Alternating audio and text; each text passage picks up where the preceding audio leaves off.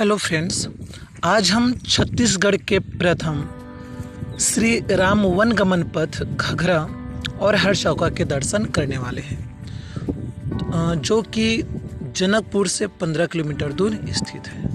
तो सबसे पहले घघरा को देख लेते हैं। घघरा रापा नदी के किनारे बसा हुआ है और यहाँ पर एक प्राकृतिक प्रागैतिहासिक काल गुफा है। तो यह गुफा जाने का रास्ता है और यह गुफा एक सिंगल चट्टान पर बनी हुई है। तो इस गुफा की खासियत है कि यह केवल एक चट्टान को काट कर बनाई गई गुफा है। जैसे यहाँ पे देख सकते हैं, गुफा जाने का रास्ता है। आपको गुफा जाने के लिए जनकपुर से घघरा आना होगा, जो कि 15 किलोमीटर दूर स्थित है। और यह गुफा भरतपुर तहसील और कोरिया जिला छत्तीसगढ़ में स्थित है। तो चलिए धीरे धीरे हम गुफा के अंदर भी प्रवेश करते हैं। हमने यहाँ पे एक रापा नदी को देखा, यहाँ पे आपको नदी दिखाई दे रहा होगा। और देखिए, गुफा की चट्टाने हैं, विशालकाय चट्टाने हैं, काफी मजबूत चट्टाने हैं, जो कि देखने में लगता है कि प्रागैतिहासिक काल अर्थात बहुत ही प्रारंभिक, बहुत ही पुरानी चट्टाने होंगी, जो कि एक सिंगल चट्टान से बनी गुफा है। तो इस गुफा की दीवार पर एक बजरंगबली की मूर्ति बनाई गई, जो कि चट्टान को काट कर बनाई गई है। आप यहाँ पे देख सकते हैं किस प्रकार से चट्टान को यहाँ पर काट कर एक बजरंगबली की मूर्ति बनाई गई है। यह गुफा की चट्टाने ही हैं। देखिए किस प्रकार से गुफा की मोटी चट्टाने हैं, जो कि पूर्ण रूप से प्राकृतिक ही है। तो चलिए और आगे हम जाते हैं, इसको और गहराई से समझने का प्रयास करते हैं। जब इतिहास काल को देखते हैं तो सबसे पहले इतिहास काल देखते हैं प्रागैतिहासिक काल। लगभग माने जाते हैं कि यह भी प्रागैतिहासिक काल ही होगा। और गुफा की खासियत यह है कि यह केवल एक सिंगल चट्टान से बनी है, केवल एक चट्टान से बनी गई गुफा, जो कि देखने में काफी रोमांचकारी लगता है। तो चलिए गुफा के अंदर हम लोग प्रवेश करते हैं। अब गुफा का जो प्रारंभिक भाग है, वैसे तो यह मानवकृत है, ताकि गुफा का शुरुआती भाग सुरक्षित रहे। तो चलिए यहाँ पे देखिए, ये आपका मानवकृत है शुरुआती भाग, बस मतलब 100 में से मुश्किल से 2% मानवकृत होगा, बाकी पूर्ण रूप से प्राकृतिक ही है। यहाँ पर एक आधो खंभे भी बनाए गए हैं ताकि गुफा सुरक्षित रहे। चलिए अब गुफा के अंदर हम लोग और प्रवेश करते हैं।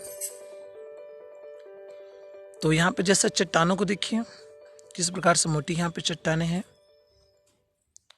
गुफा की दीवारें भी आपको यहाँ पे दिखाई दे रही होगी। तो चलिए जूता वगैरह निकाल कर हम सीधे अब गुफा के अंदर में प्रवेश कर जाते हैं।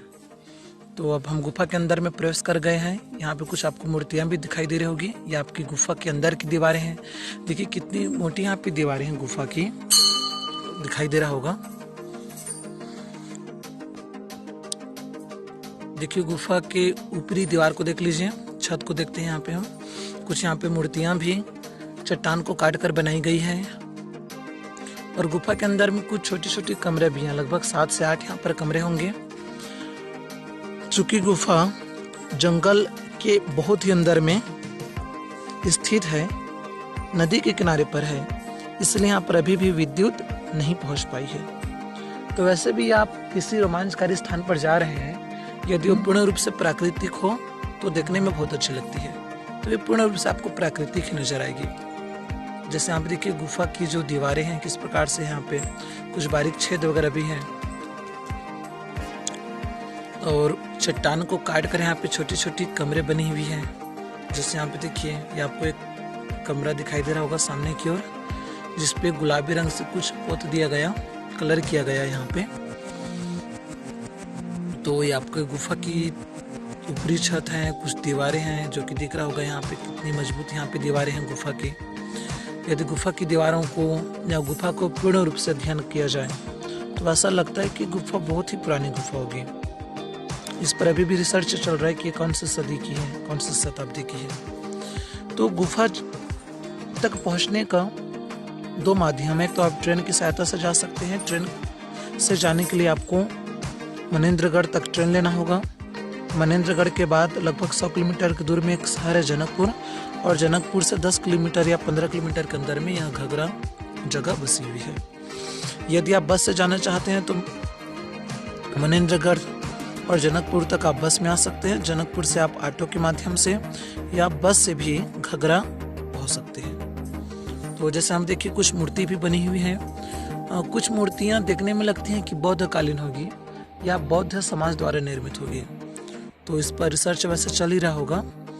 तो जैसे आप देखते जाइए किस प्रकार से यहाँ पे गुफा की दीवारें हैं और चरण पादुका बनाई गई है। मानवकृत चरण पादुका है, प्राकृतिक नहीं है वैसे।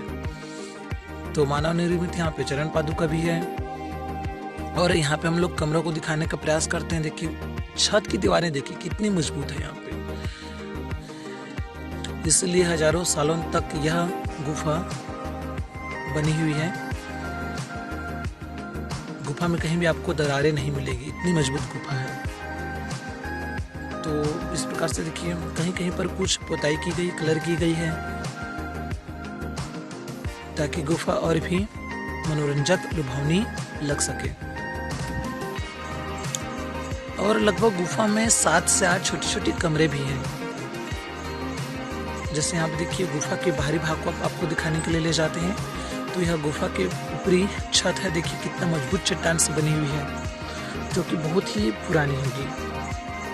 तो इस प्रकार से आपको गुफा की चट्टानें हैं। देखिए कुछ चीज़ों को मानवकृत बनाया गया, जिसको मैं शुरू में भी बोल चुका हूँ, ताकि गुफा सुरक्षित रह सके। अब यहाँ पे स्टेप किस प्रकार से बनाए गए हैं, तो गुफा के चट्टानों को छोटी छोटी भागों में काट कर स्टेप बनाए गए। देखिए यहाँ पे एक सिंगल चट्टान आपको यहाँ पे दिख ही रहा होगा।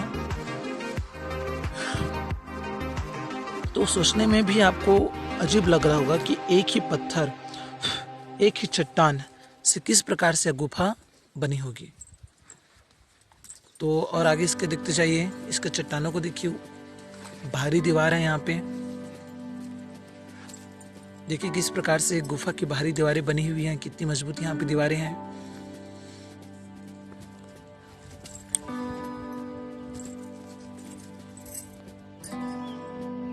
हम लोग गुफा के ऊपर में भी जाने का प्रयास करेंगे, देखेंगे कि गुफा का ऊपरी भाग किस प्रकार से बनी हुई है। तो वीडियो पूरा देखते जाइए, आपको यहाँ पे बहुत सारी चीजें जानकर आश्चर्य लगेगा। अब देखिए गुफा के जस्ट नीचे में एक नदी भी है। अब सोचिए कि गुफा के नीचे में नदी है तो भी यह गुफा को किसी प्रकार का क्षतिग्रस्त नहीं हुआ, इतनी मजबूत यहाँ पर गुफा है। और गुफा एक ही पत्थर, एक ही चट्टान से बनी हुई है।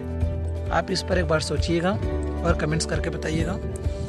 तो जैसे हम यदि नदी से ऊपर की ओर जाएंगे, गुफा की ओर जाएंगे, तो चट्टान को ही, गुफा के चट्टान को ही काट कर यहाँ पर स्टेप बनाए गए। तो ये गुफा का ऊपरी भाग है। जैसे देखिए यहाँ पे कुछ घास भी उग चुके हैं, तो वैसा देखने में आपको पूर्ण रूप से प्राकृतिक लगेगा।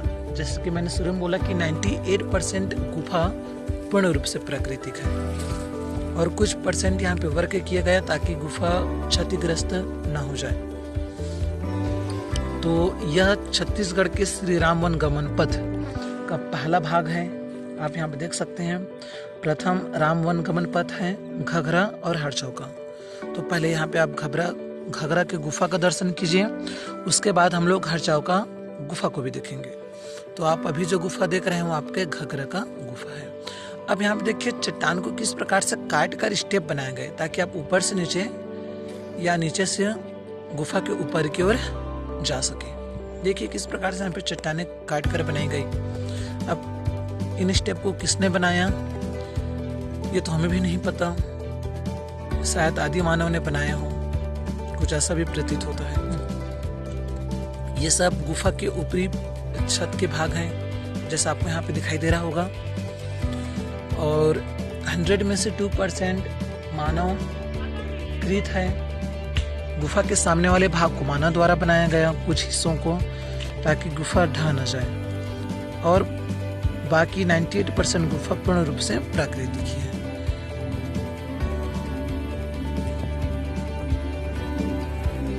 तो चलिए अब हम नेक्स्ट देखते हैं हरचौका गुफा को, जो कि भरतपुर से लगभग 15 से 20 किलोमीटर दूरी पर स्थित है।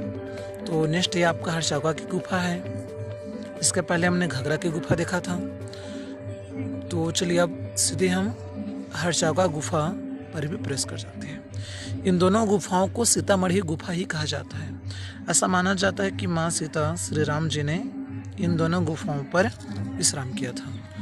तो गुफा से नीचे जाने के लिए यहाँ पे ग्रिल बनाया गया, जैसे आपको यहाँ पे दिख रहा होगा। तो चलिए अब गुफा के अंदर में प्रवेश कर जाते हैं। तो घाघरा की भांति यहाँ भी छोटी छोटी कमरे बनाए गए हैं। देखिए यहाँ पर हरचौका की गुफा किस प्रकार से स्थित है। यह गुफा की ऊपरी चट्टानें हैं, ऊपरी दीवारें हैं, और यहाँ पर छोटे छोटे कमरों के अंदर में कुछ मूर्तियां, शिवलिंग भी रखे गए हैं। और यहाँ पे श्री राम का चरण पादुका भी स्थित है। गुफा की खासियत यह है कि ये दोनों ही गुफा छत्तीसगढ़ और मध्य प्रदेश के लगभग बॉर्डर पर बसी हुई है। और गुफा के दूसरे भाग पर आते हैं। जैसे देखिए गुफा का दूसरी भाग है, जहाँ पर कुछ भजन कीर्तन भी चल रहा है, और यहाँ भी बहुत सारे छोटे छोटे कमरे बने हुए हैं। तो घाघरा की गुफा में लगभग 98% प्राकृतिक ही है। केवल 1 या 2% मुश्किल से मानव द्वारा कुछ कार्य किया गया ताकि गुफा को लंबे समय तक बचाया जा सके, गुफा में कुछ क्षतिग्रस्त न हो जाकर। हरचौका में भी कुछ कार्य मानव निर्मित किए गए ताकि यह गुफा लंबे समय तक टिक सके। और यह छत्तीसगढ़ का प्रथम श्री राम वन का मनोगत है। तो यह वीडियो आप अवश्य देखिए और लोगों को भी शेयर कीजिए। यहाँ पर कुछ भजन कीर्तन भी चल रहा है। इन दोनों गुफाओं में जाने का रास्ता है कि आपको सबसे पहले जनकपुर पहुंचना होगा, और जनकपुर से आप घाघरा 15 किलोमीटर की दूरी, और लगभग उतनी ही दूरी पर भरतपुर से आप हरचौका गुफा की ओर जा सकते हैं। तो आप बताइएगा कि इन दोनों गुफाओं में से आपको कौन सी गुफा ज़्यादा पसंद आया, घाघरा की हरचौका। अब यहाँ पर हरचौका के समीप में बौद्ध कालीन कुछ मूर्तियाँ, धर्मचक्र वगैरह भी बने हुए हैं, जिस पर यदि रिसर्च किया जाए तो बहुत सारी चीज़ें सामने आ सकती है। Thank you.